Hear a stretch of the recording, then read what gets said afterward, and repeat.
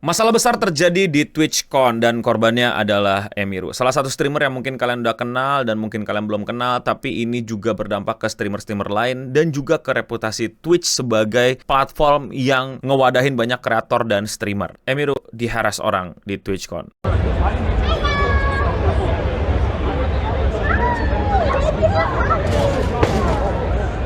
Gue tidak bisa memperlihatkan klipnya secara full, tapi itulah yang sebenarnya terjadi dan ini semua udah kayak diprediksi sama banyak streamer dan sayangnya Twitch tidak bisa mengambil sebuah langkah-langkah konkret untuk mencegah hal ini dan malah jadi terjadi. Jadi apa yang sebenarnya terjadi sama TwitchCon? Apa itu TwitchCon dan kenapa ini semua terjadi? Dan kenapa para streamer jadi malas dan makin ogah gitu ngumpul di TwitchCon?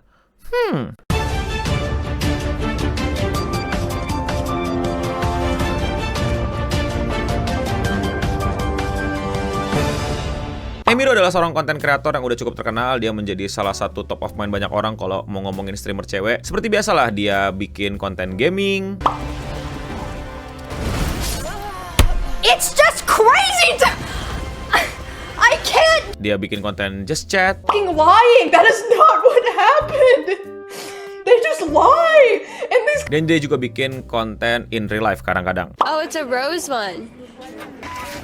It's pink. It's pink. It's pink. Nah, sekarang apa itu TwitchCon? Jadi itu kayak tempat ngumpul para streamer-streamer Twitch gitu untuk bikin acara, biasanya bikin workshop, bikin panelis gitu untuk ngobrol, untuk sharing, ketemu sama beberapa brand juga yang biasanya buka booth di situ atau partner atau apa ya, perusahaan-perusahaan manajemen atau apalah yang hadir juga di TwitchCon. Tapi yang paling utamanya adalah meet and greet. Jadi bisa ketemu sama para fans langsung dan difasilitasi sama TwitchCon-nya. Nah, sebenarnya dulu-dulu juga pasti ada drama-drama kecil-kecilan lah, tapi ini dramanya menurut gue udah kriminal dan sebenarnya udah kayak semacam signaling gitu loh, kayak udah semacam kebaca gitu. Ini TwitchCon udah nggak aman lagi buat para streamer untuk ketemu fansnya, karena fans yang dimaksud bisa jadi juga fans yang kagak ada otak, alias fans yang emang pengen ngelakuin tindakan kriminal, dan lu tau lah apa yang dimaksud. Dan gak hanya itu, juga banyak faktor-faktor lain yang bakal gue jelaskan kenapa TwitchCon ini jadi berbahaya di mata banyak para streamer. Dan sebelum ini semua terjadi, beberapa streamer itu udah males untuk datang ke TwitchCon. Salah satunya adalah Valkyrie dan Cinderella.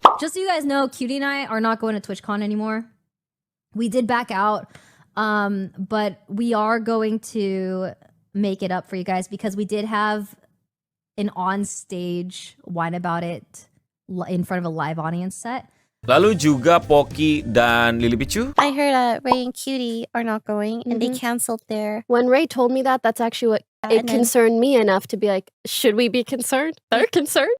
TwitchCon does tend to be really safe, and I think they have security. I think they have metal detectors, etc. But honestly, you just never know for sure. And if you don't feel comfortable, you don't feel comfortable. And I think that's how Cutie, Ray, you and I sort of all feel right now. Terus ada Asmongold, Hasan, dan lain-lain lah. Kenapa sih mereka semua bisa satu suara? Padahal mereka adalah seorang orang besar, top konten kreator, top streamer di Twitch, tapi malah males datang ke TwitchCon walaupun diundang atau mungkin bahkan sampai quote and quote bisa dapat budget atau bahkan sampai dibayar atau bahkan dapat sponsor. Jawabannya adalah safety dan keamanan, karena TwitchCon tahun lalu itu penuh dengan clip farmer. Oke, jadi ini kasarnya adalah sebuah metode yang sayangnya adalah yang paling terbaik untuk lo bisa segera rame gitu streamingnya, yaitu adalah dari klip-klip yang bersebaran di sosial media, TikTok, Reels, YouTube Short, tentang kelakuan-kelakuan lu selama streaming. Dan tentu saja itu mesti sesuatu yang unik banget, keren banget, menarik banget, cantik banget, atau apapun yang membuat orang jadi kayak, wah bagus ya kontennya, wah ini keren banget ya klipnya, wah dia streaming di mana ya, cantik ya, ganteng ya. Akhirnya ditontonin deh streamingnya, dan itu bisa menambah subscriber atau member baru atau penonton baru buat streaming lu. Itulah clip farming. Bisa positif, yaitu dengan bikin konten-konten yang bagus, bikin konten-konten yang oke dan emang bagus dan boleh-boleh aja gitu. Tapi masalahnya ada cara cepatnya juga dan sangat kurang bijak, dan itu terjadi banyak di tahun lalu. Gue udah bahas di videonya yang ini salah satunya, tapi gue nggak perlu liatin gambar karena di video ini langsung dapat dolar merah apa kuning ya, gue lupa. Intinya udah kacau itu gara-gara kelakuan clip farmingnya itu bener-bener wah.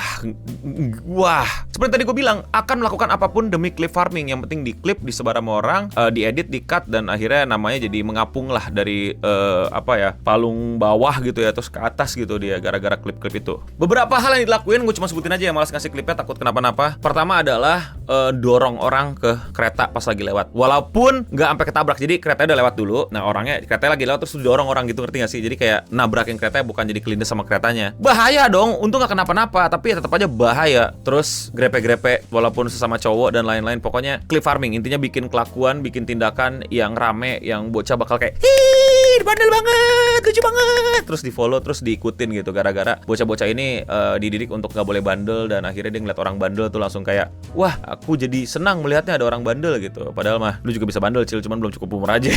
Dan gak hanya itu, mereka gak hanya bikin clip farming, mereka bahkan bisa nge-hire orang atau bikin pura-pura kejadian drama dan lain-lain biar diklip orang. Bahkan clippernya pun juga dibayar. Oh by the way, gue juga punya jasa clipper kalau kalian mau pakai. Nggak, gue nggak yang clipper bahaya, gue clipper yang emang lu mau dan dari konten-konten lu. Good business bro. But anyway, kita balik lagi ke inti permasalahan bahwa iya, jadi bayangin TwitchCon tahun lalu itu dipakai buat orang-orang clip farming, streamer-streamer, maaf dengan kata kasar gue. Ini sebenarnya nggak kasar, tapi kan jujur, streamer kecil, streamer baru mulai itu berusaha untuk naik ke permukaan dengan ngincer streamer-streamer gede atau streamer-streamer yang setara atau sepadan untuk mengacau, bikin ulah, bikin kekacauan. Jadi streamer-streamer gede jadi kayak berasa dipanjat dengan cara clip farming, ditambah dengan lagi naik ke konten in real life dan lain-lain. Jadi kayak bahaya banget. Dan yang kedua, Amerika. Ingat apa di Amerika yang semua orang bisa punya dan sudah membunuh lebih banyak orang daripada apa, gue lupa tuh pembandingannya. Pokoknya lebih banyak jumlah cekrek daripada orang di Amerika. Nah itu kan ngeri banget cuy. Kayaknya buat Hasan sih yang emang lagi panas juga tuh politiknya. But anyway, itulah kira-kira faktor-faktor yang membuat banyak orang mundur dari TwitchCon. Tapi Emiru tetap datang ke TwitchCon dan jeder, sialnya dia yang menjadi korbannya. Tentu saja Twitch langsung bikin statement mengenai hal tersebut. The safety and security all of those attending TwitchCon is our highest priority. The behavior displayed by individual involved in the incident yesterday involving a high-profile streamer was completely unacceptable and deeply upsetting. In the line assisting TwitchCon, security protocols, law enforcement, and even security were on site and respond to the incident. We immediately blocked this individual from returning to the TwitchCon premise, and they banned infinitely for the Twitch, both online and in-person event. We coordinating impacted creator teams, and per our standard protocol, continue to cooperate with any law enforcement investigation. We have increased security at the meet and greet attendance check-in point, and will be additional security personnel surrounding participating streamer. If you are RSVP'd for meet and greet, please note that we are unable to accommodate +1 for reminder of the event. Twitch has zero balance for harassing or act that inhibit the safety and security of our community. Sebuah PR yang dirancang dengan bagus, tapi langsung community notes banjir di bawahnya. Jeder. Twitch staff originally allowed the assailant to walk away, only apprehended him and escort him out when they were pressed to do so by Emiru manager. Also, numerous accounts have said that while the tweet say no more +1, they are indeed allowing them. Jadi katanya di sini bahwa kalau Twitch udah ngurusin, tapi nyatanya menurut Emiru enggak. Di tweet Emiru sendiri yang ngomongin panjang di sini, akan langsung aja gua skip ke bagian yang ngomongin masalah Twitch. There are at least 3 or 4 other TwitchCon security staff in the area who did not react and let the guy walk away, as you can see in the clip, since they don't even appear in the frame. Jadi bahkan Twitch security guard ada di situ, tapi ya kayak ya udah gitu aja. My friend who was present told me Twitch security were also behind the booth afterward, joking about how they didn't even see what happened and immediately laughing and moving on to talking about something else. Jadi diketawain dan cuman kayak, wah kita nggak lihat ya, iya hehe. Wow. In Twitch statement they say the guy was immediately caught and detained. I'm sorry, but this is a blatant lie. He was allowed to walk away from my meet and greet. I didn't hear he get caught until hours after he attacked me, and it feel like this has only happened because of my manager pressing for it. Not because TwitchCon staff present thought it was a big deal. Jadi ya ini kacau balaunya TwitchCon. Dan please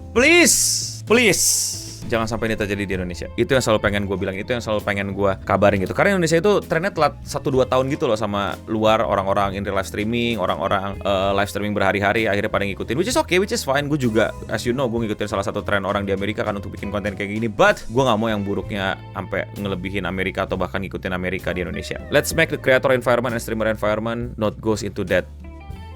Udah banyak acara kumpul-kumpul streamer, kumpul-kumpul kreator, jadikanlah acara itu menjadi acara yang menyenangkan, acara yang sama-sama happy. Gue sendiri adalah orang yang datang ke acara-acara kayak gini, ketemu sama para penonton gue, followers gue, subscribers gue seneng. Gue harap environment tetap begitu, kita ngobrol asik, kita bisa tukar ide, kita bisa dengerin feedback lu terhadap video-video gue secara langsung. Kayak, bang gue suka yang ini, gue gak suka lu ngomongin ini segala macam, bang kalau ini begini. Itu sangat-sangat membantu gue, dan yang kayak gitu yang gue pengenin. Kita ngobrol layaknya human to human, layaknya manusia, bukan kriminal ke manusia. Karena kalau lu berani ngelakuin itu demi konten, demi klip, demi apapun, wow, you don't know me. You don't know me. So itulah yang baru aja terjadi di TwitchCon Amerika dan terhadap Emiru. Semoga dia mendapatkan keadilan yang seharusnya dia dapatkan. Jadi pelajaran buat teman-teman, hati-hati. Buat para streamer, hati-hati. Ya kali nanti di Indonesia streamer mesti bawa bodyguard. Yang bener aja lah. Tapi kalau menurut kalian bagaimana? Kritik, tambahan informasi juga bisa komen di bawah. Coba kalian udah pernah ketemu gue, komen di bawah. Kira-kira interaksi kita tuh wholesome atau nyebelin atau gimana? Kalau kalian suka sama pembahasan konten kreator internet di luar Indonesia, kalian bisa support dengan sesimpel klik tombol subscribe. Kalau udah, klik tombol like. Dan buat yang belum tahu, gue upload video sehari 1. Jadi jangan lupa cek channel gue dan klik video yang menurut kalian belum kalian tonton. Dan hal-hal kayak gini bisa kita obrolin dengan lebih cepat di sosial media gue seperti di Instagram atau di TikTok. Biasanya gue juga bikin video-video lebih cepat di situ karena tanpa perlu diedit atau update atau ngasih story-story buat kalian. Bahkan ngajak-ngajak kalian untuk ikut event bareng gue. Tapi jangan pernah lu coba macam-macam ya. Gue mau community gue udah asik nih, jadi jangan harap lu pernah macam-macam sama gue punya community ya. Kita jaga bareng, jangan sampai ada yang rusak. Dan ya, sekian seputaran internet untuk episode kali ini. Gue Nobeding pamit undur diri, dan untuk kita semua, stay clean and sound.